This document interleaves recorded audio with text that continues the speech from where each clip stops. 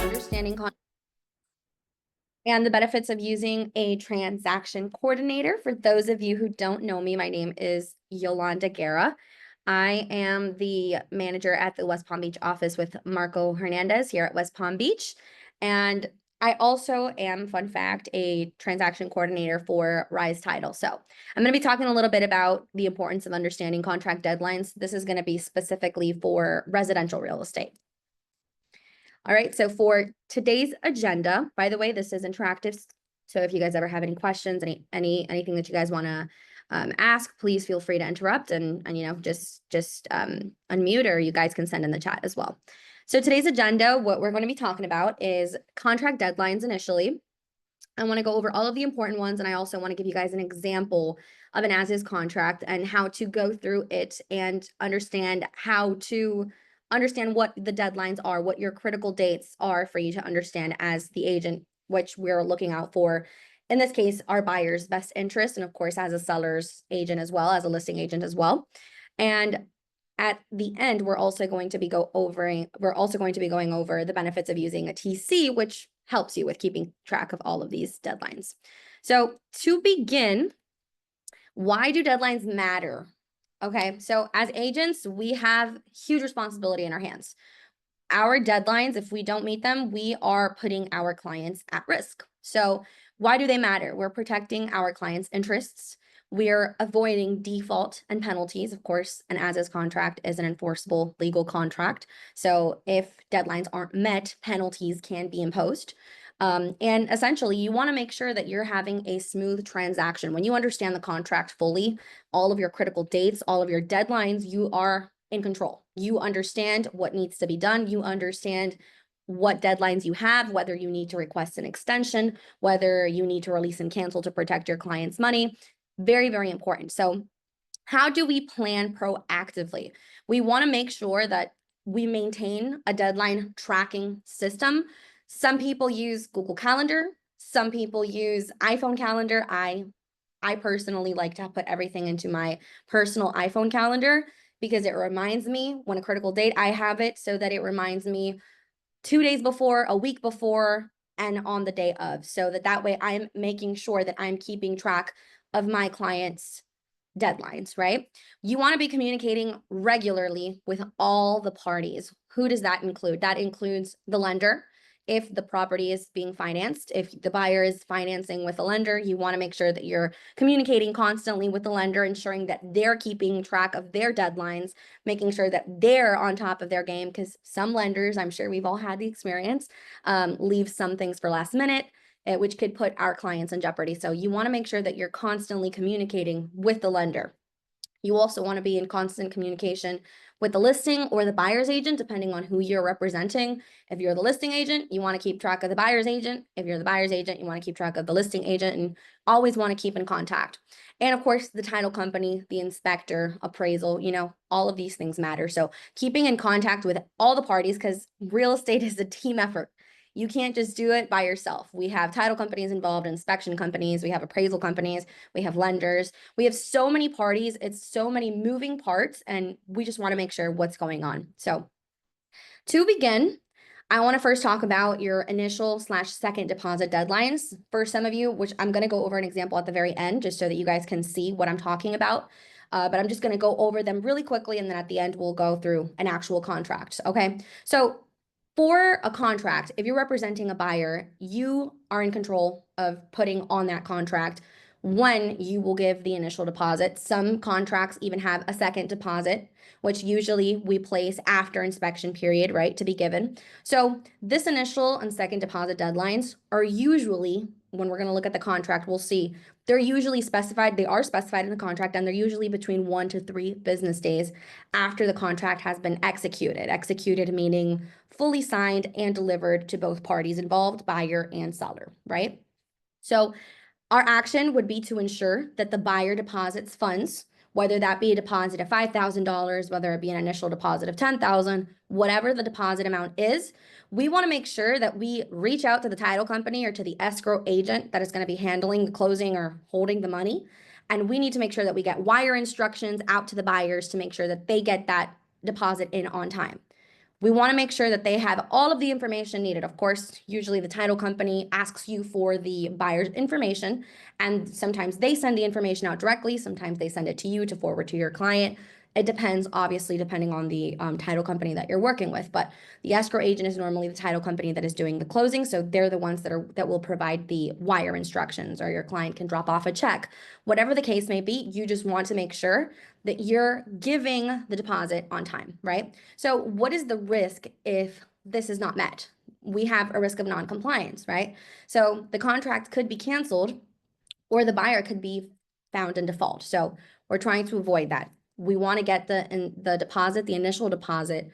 We want to give that escrow as soon as possible. We have 1 to 3 business days, but the sooner we get it in, the better it is for our client, right? So to move on is the inspection. Some cash deals don't have inspection periods, but majority of contracts or transactions do have an inspection period. And obviously this is a time frame where your buyer can go and inspect the property and ensure, they can find anything that's wrong with the property. This is where they can negotiate or request repairs. They can negotiate seller credits, or they could even cancel based on the findings that are found. Usually the time period is between 5 to 15 calendar days. The default in the as-is contract is 15 calendar days, unless otherwise specified, right? So obviously as agents, we're the ones that place how long the inspection period will be, depending on what that time frame is. If it's 5 days, we have 5 days to get the inspection scheduled, completed, and negotiated. So if that means that we find that the roof or that the AC needs to be replaced, or that the AC is at the end of its useful life, we need another one, we can negotiate with the seller directly whether they're going to either replace it, whether they're going to give the buyer a credit for it, negotiate a price reduction. This allows us to negotiate, right? But as a tip for agents, for us, we want to make sure that we coordinate those inspections as early as possible. If you have a contract that's 15 days, don't wait till the 10th day to schedule the inspection. Please try to get it done as soon as possible. The earlier on in the process that you get that inspection done, the better it is. The more time you have to negotiate with the seller for your buyer. Hey, we found this in the inspection report and this is a deal breaker. We need to negotiate this much, or we need this to be replaced. That is what I recommend, doing it as soon as possible. Okay, so that's usually the standard time for inspection deadline, but of course, you guys as agents are the ones who place the time frame. Okay. Another super, super important deadline, and this has been the cause of many issues in real estate, when this is obviously something that's on the lender, but as agents, we cannot just ignore it. We have to be on top of it. The loan approval period deadline. If a buyer is obtaining financing, normally, like I said, this is something that we place on the contract. Normally it's 30 calendar days. That's the default on the contract, unless it's otherwise specified. But our key steps is essentially ensuring that the buyer secures written loan approval within this time frame. During this time, they must notify the seller of the loan approval or of the denial. If your buyer does everything that they're supposed to and the lender tells them, unfortunately, because of the master insurance of the condo, or because of their debt to income ratio, or because whatever the case may be, they don't get approved, you must let the seller know within this time frame.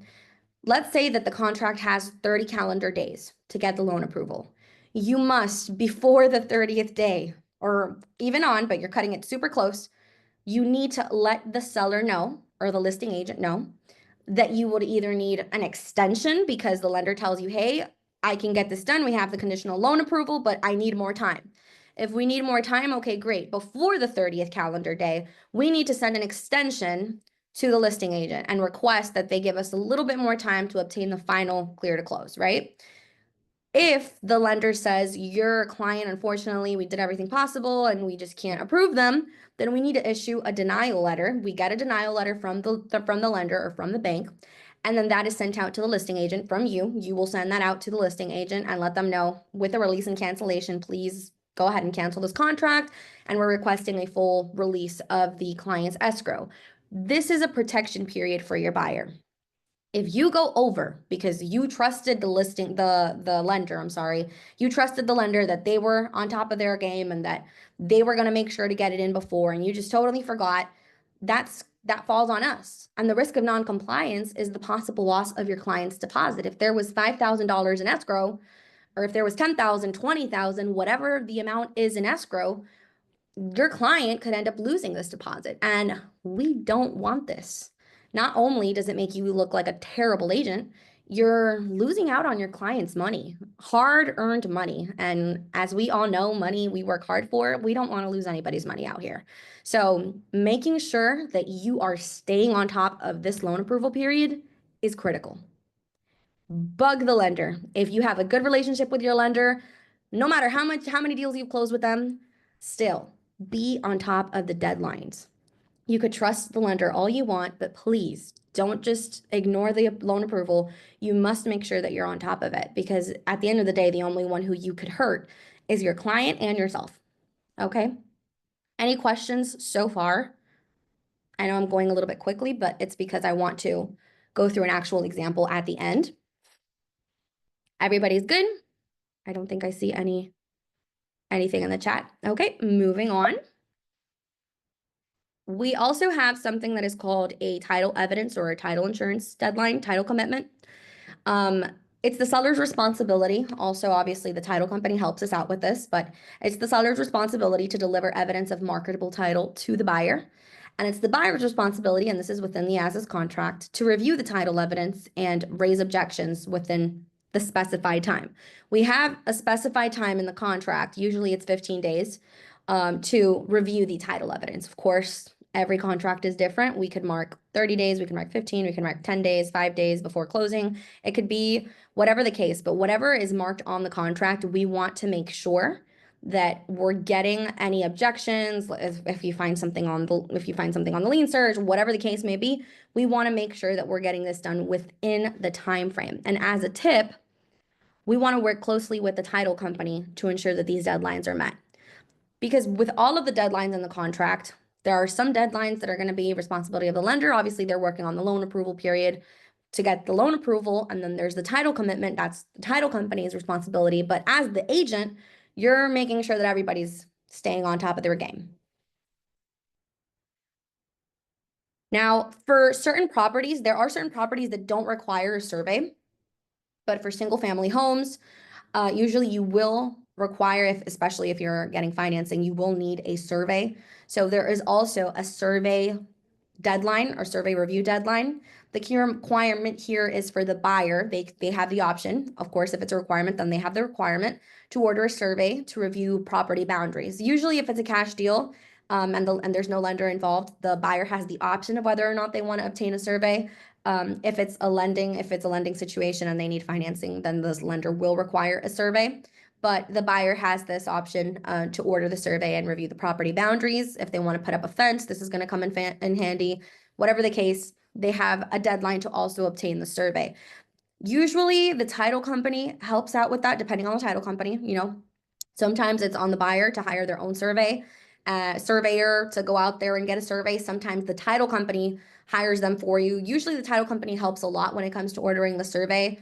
At least the majority that I have worked with, they usually are the ones that coordinate that and they help us out with that. But of course, as the agent, you are ensuring that it's getting done within the time frame that is specified on the contract. The deadline basically aligns with the title review deadlines. And as a tip, agent tip, we recommend ordering the survey early on to allow time for review and or objections if something comes up on the survey.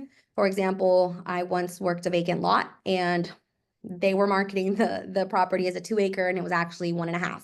So that's stuff that comes up on the survey. And it was a cash deal. Good. If my buyer wouldn't have ordered the survey, he would have bought a property thinking it was 2 acres and it was actually 1.5. So it does come in handy. It's something that as an agent you can recommend to your buyers that they should obtain if they want to. Obviously, it is an additional expense for them, but at the end of the day, depending on their goals, it might come in handy for them to actually order it. So we want to make sure we order it on time. All right, for HOA and condo application, not only the application, but I also want to talk about the docs deadline if we're working with condos. So if a property has an HOA or a condo association, Obviously, this would apply to those. The application deadline is usually within 5 days after the contract has been executed. So we must be aware of how long it takes to receive the HOA approval. I know majority, at least here in Palm Beach, where I am, majority take up to 30 days. Some of them take the full 30 days, some of them are quicker and they give the approval sooner. But of course, having these deadlines in mind is also important because you don't want to put the closing date, within 25 days because your lender says I can get this closed in 15, and then wait, we still need the HOA approval, so we won't be able to close that quickly anyway, right? So it's important to keep the HOA approval timeline also in mind. There's also the application deadline. You want to make sure you get that in as soon as possible. If the HOA is going to take the full 30 days and your closing is within 31 days, then you got to get that HOA application in ASAP, right? You need to understand that you need to get it in not within the 5 days, but after the day after. You want to make sure that you're on top of that. Making sure that the timelines actually coordinate. We're not putting random numbers on the contract just to put random numbers. We need to make sure that the timelines add up. For condo docs, if you're working with a property that is a condo, usually there are condo documents that the lender and the buyer, they have the right to review. The buyer has the right to review, and this is found in your condo rider. This usually includes the declaration documents, the bylaws, the articles of the condo, the master insurance policy. I like to obtain that before we ever submit an offer. I send it over to my lender. My lender reviews it, lets me know if he sees anything that could possibly pop up in the financing, and most recent budget. That's usually what my lender asks me for. So that's something that's not usually included in the condo docs, but I usually recommend sending it to the lender so that they could review it beforehand, make sure that nothing will pop up later on in the transaction that might make the financing fall apart. So usually the review period for this is 3 days after the receipt of the document. So your buyer has 3 days after the seller has given this to them to review it. If they see anything that they don't like, if they want to pull out of the deal, they can within those 3 days. Then if they decide we want to move forward, they can move forward. As an agent tip, request these documents from the listing agent or HOA as soon as possible after contract execution. I personally request them before. Some listing agents are amazing, and if you're this listing agent, congratulations. Some listing agents already have that on the MLS and the docs. So that's usually, I love those listing agents, and I try to be that listing agent as well. Putting everything in the condo docs already and in the listing docs, in the MLS docs. That way the buyer's agent can just simply send that out to the buyer. They are already aware of all the documents. And when you're sending the condo rider out, you can say, my client has already received these documents. They are in agreement. We can move forward with the deal. Any questions so far? We're good? Okay. All right. Now, obviously the most important day, we also have final walkthrough. Of course, usually that's done before or on the day of. But your closing date is the day that everybody's waiting for, payday. Final deadline for the transaction to be completed.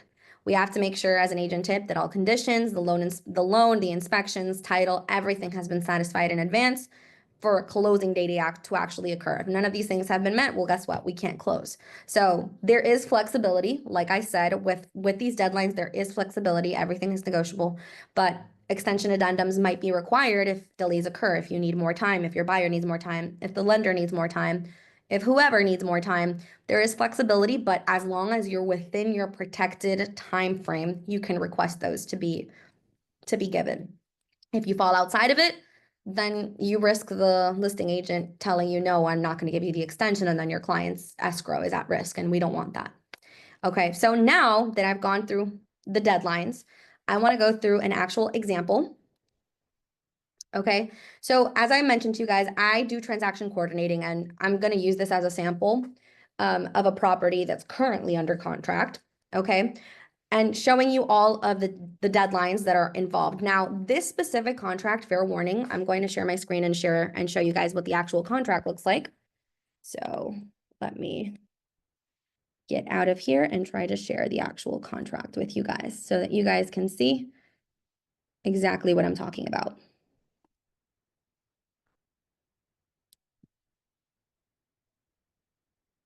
Okay, does everybody see both the contract and my, now let's see an example screen. Everybody sees it?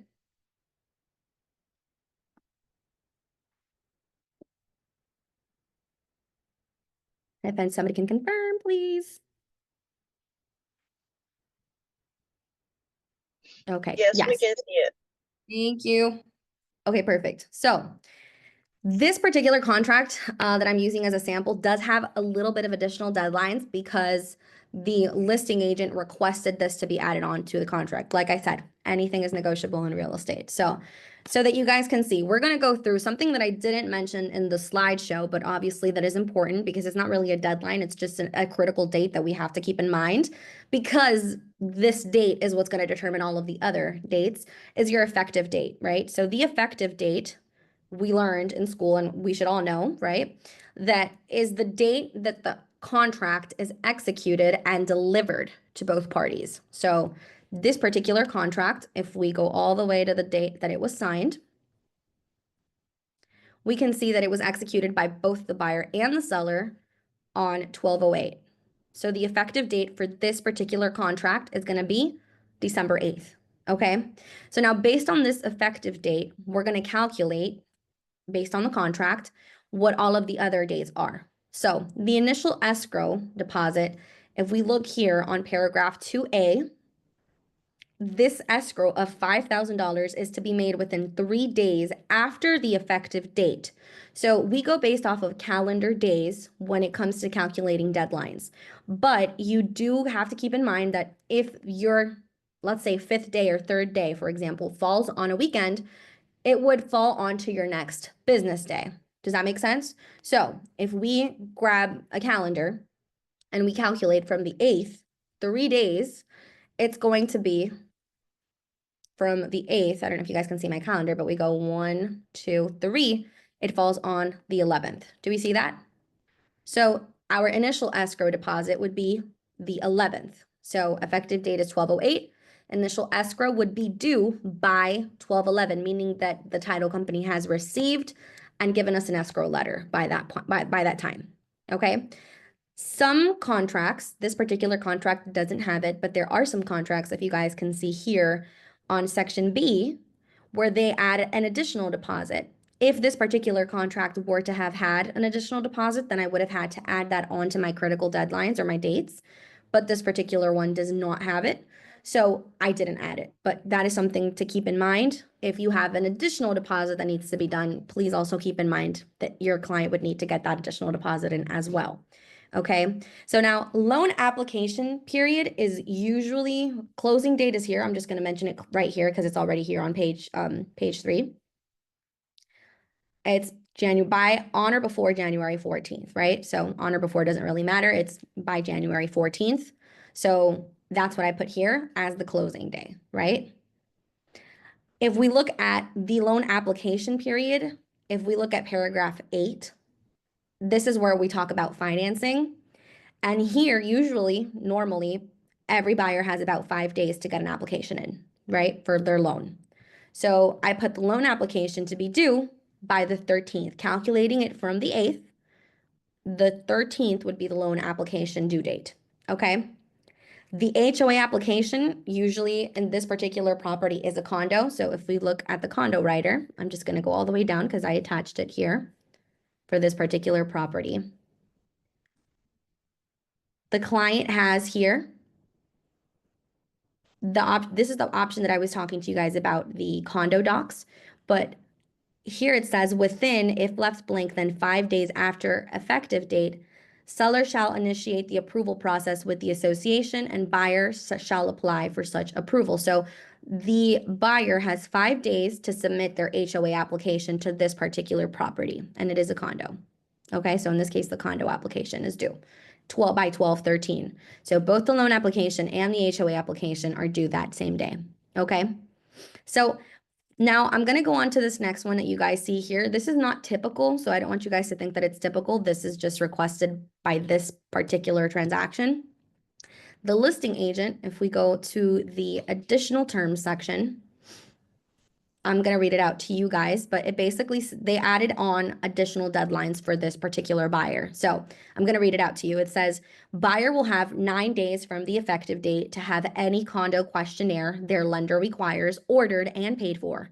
Once the condo association management returns any such questionnaire completed, a copy will be provided to both the lender underwriting debt and the seller's real estate agent within 1 business day. So This is an additional deadline that's not typical. As you guys can see, it's in additional terms, but this particular listing agent requested it. So I have on here condo questionnaire order due by 12/17. We were given 9 days, so 12/17 is the deadline. The listing agent went on further to say buyer will have 15 days from the effective date to have the appraisal ordered, performed, completed, and removed from loan conditions. So we also have an appraisal completion, if you guys can see here on my deadlines. By 12/23, that appraisal must be completed. And also, we read further down that they also have the 15 days from the effective date to have a bound insurance policy that satisfies the lender's requirements and have owner insurance removed from loan conditions. So this listing agent did their job. They really wanted to make sure that this buyer would be able to purchase this property. So that's another deadline that was added on here: appraisal completion and insurance bound. Okay, these are not typical, but I'm adding them on there just so that you guys can see how it was calculated. From the effective date, 9 days for the condo questionnaire, and 15 days for appraisal to be ordered and completed, and also for the insurance policy to be bound. So I just wanted to show this as an example, okay? And also he just wanted to add on here this purchase and financing for it is not contingent on the sale of any real property. That doesn't have to do with deadlines, but it's an additional condition that he added on there. Okay, now if we go back, if we want to continue with the deadlines, to the loan approval deadline, we'll go back to the financing paragraph all the way to the top. Here on paragraph 8B, it says this contract is contingent upon within 25. If you guys see, it says if left blank, then 30, which is what I was referring to as 30 days being the default. But this particular contract says within 25 days after the effective date. So if we calculate from December 8th, 25 calendar days, obviously falling to the next business day if it lands on a weekend, would be by January 2nd. Okay, does that make sense? Does anybody have any questions? Okay, and moving on, we go to the HOA approval deadline. HOA has, like I said, here in Palm Beach, at least it's 30 days. Not sure if it's like that everywhere else.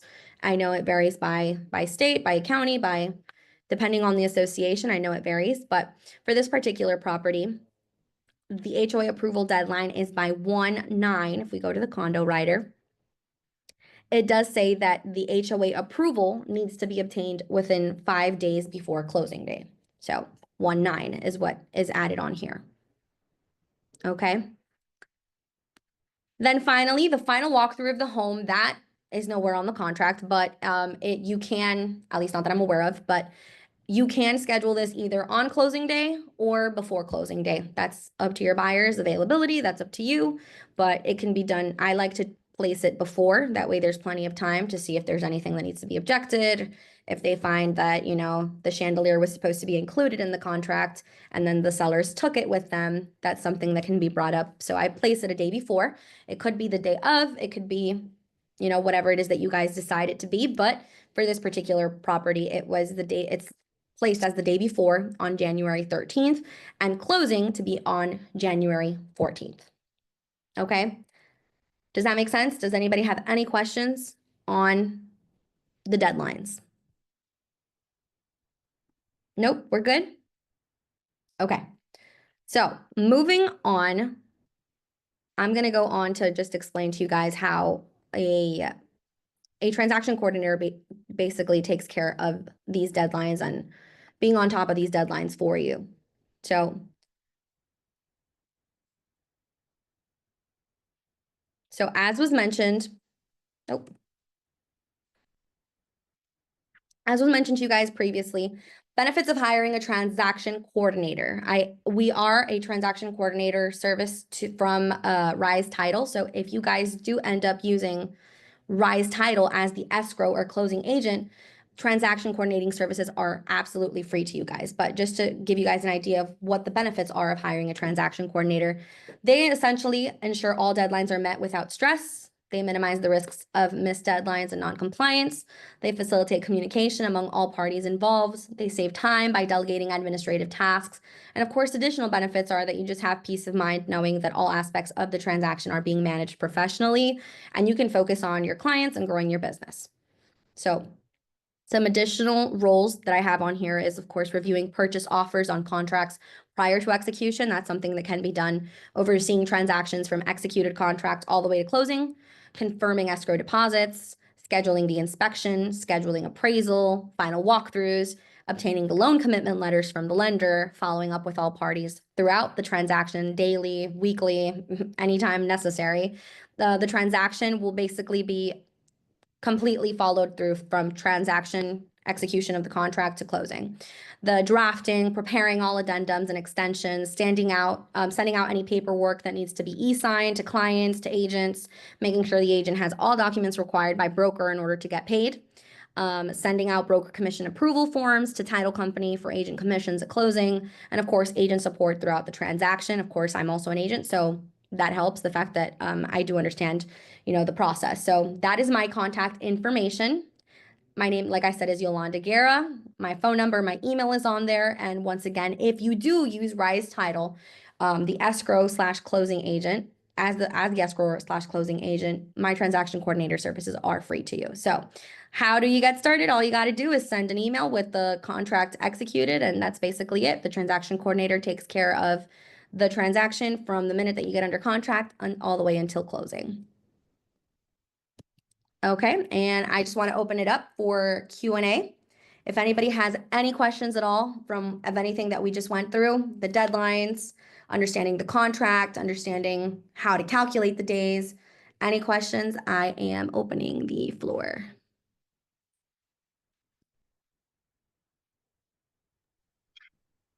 I do have a question, but it's not related to the contract. Okay, sure. So my name is Love. I'm pretty new here. No worries. Okay. How did you become a transaction coordinator? Is that anything, any certificate, or is it like it just come with a real estate license? It doesn't come with anything. You don't need to obtain a certain certification for it. Since I was an agent originally, I just understood the dates, the deadlines, the process, everything that was involved. And essentially, I just started offering my services, promoting myself as a TC. And then that's how I basically got started. But no, there's no need for a certification or anything like that. Got And it you. doesn't Yeah, come with your real estate license. Real estate is totally different, but it is something that people, they just learn.